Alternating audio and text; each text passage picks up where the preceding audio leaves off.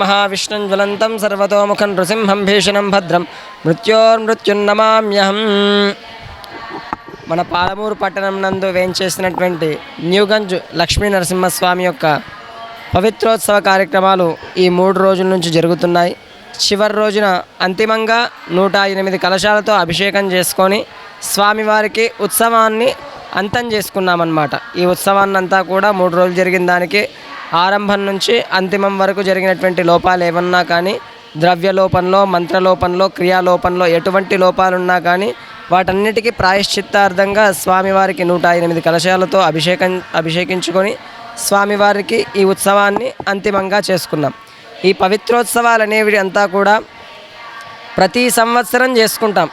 ప్రతి ఆలయంలో, వైష్ణవాలయంలో ఏదైనా ఆగమం ప్రకారంగా ఉందంటే ప్రతి ఆలయానికి కొన్ని ఉత్సవాలు అనేవి ఖచ్చితంగా జరుగుతాయి. బ్రహ్మోత్సవాలు, పవిత్రోత్సవాలు, వసంతోత్సవాలు, అలానే అధ్యయనోత్సవాలు ఇవి ఖచ్చితంగా జరుగుతాయన్నమాట. అందులో భాగంగా ఈ పవిత్రోత్సవాలు అనేటివి సంవత్సర కాలంలో భగవత్ కార్యంలో ఎటువంటి లోపాలు ఏవైనా జరిగితే ఆ దోష ప్రాయశ్చిత్తార్థం కోసమని చెప్పేసి ఈ పవిత్రోత్సవాల్ని జరుపుకుంటాం.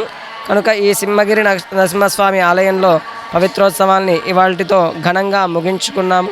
భక్తులంతా కూడా శ్రద్ధతో పాల్గొని స్వామివారి యొక్క అనుగ్రహానికి కృపాపాత్రులు కాగలిగారు. జై శ్రీమన్నారాయణ. పోల శ్రీనివాసులు. నేను శ్రీ లక్ష్మీనరసింహ దేవస్థానం ఆలయ సుందరీకరణ కమిటీ అధ్యక్షులుగా బాధ్యత నిర్వహించుకుంటూ స్వామివారి సేవలో తరిస్తున్నాను. నారాయణ శ్రీ శ్రీ శ్రీ లక్ష్మీనరసింహ దేవస్థానము పాలమూరు పట్టణంలో వెలిసినటువంటి ఈ లక్ష్మీనరసింహ స్వామి కొంగు బంగారము ఇక్కడ వచ్చిన భక్తులు కూడా ఎవరైనా సరే స్వామివారికి ఏ మొక్కుకున్నా కూడా ఇక్కడ స్వామివారి దగ్గర జరుగుతుంది. ఇప్పుడు ఈ 3 రోజులు పవిత్రోత్సవంలో భాగంగా ఈరోజు స్వామివారికి 108 కలశాలతో అభిషేకం నిర్వహించినారు. ఈ అభిషేకంలో వచ్చిన భక్తులు స్వామివారిని తరించి దర్శించుకున్నారు. జై శ్రీమన్నారాయణ.